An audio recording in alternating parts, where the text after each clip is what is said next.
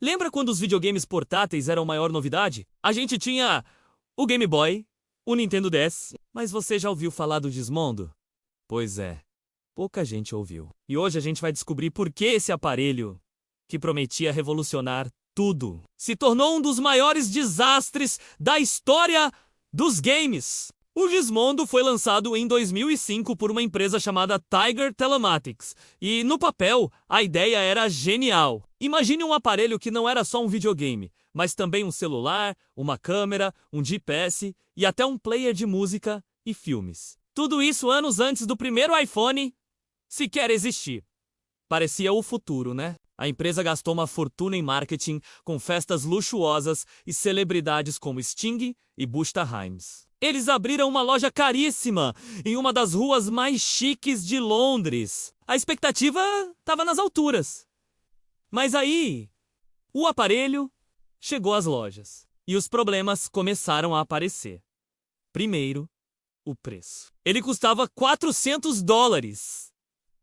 Que era muito caro na época. Tinha uma versão mais barata, por $229, mas ela vinha com um detalhe: você era obrigado a assistir a 3 propagandas por dia. Imagina só, você tá lá, no meio de uma fase difícil, e do nada, pá!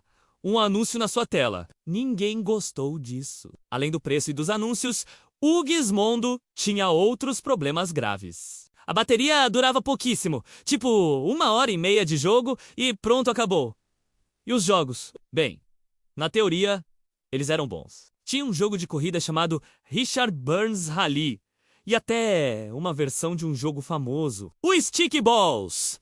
Mas na prática, só 14 jogos foram lançados. Pouquíssima coisa para convencer alguém a gastar tanto dinheiro. Para piorar, ele foi lançado primeiro no Reino Unido, depois nos Estados Unidos, mas nunca chegou a ter um lançamento mundial de verdade. A distribuição foi um caos. O resultado? Um fracasso monumental.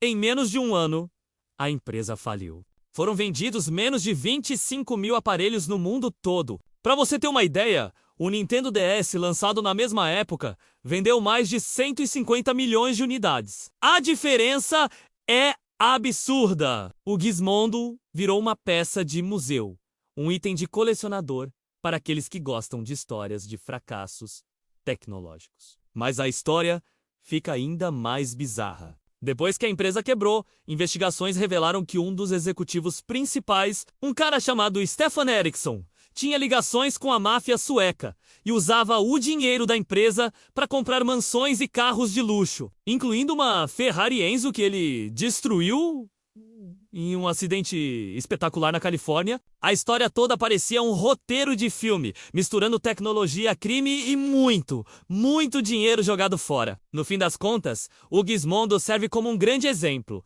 de como não se deve lançar um produto. Não adianta ter uma ideia genial no papel se a execução for ruim, o preço for alto demais.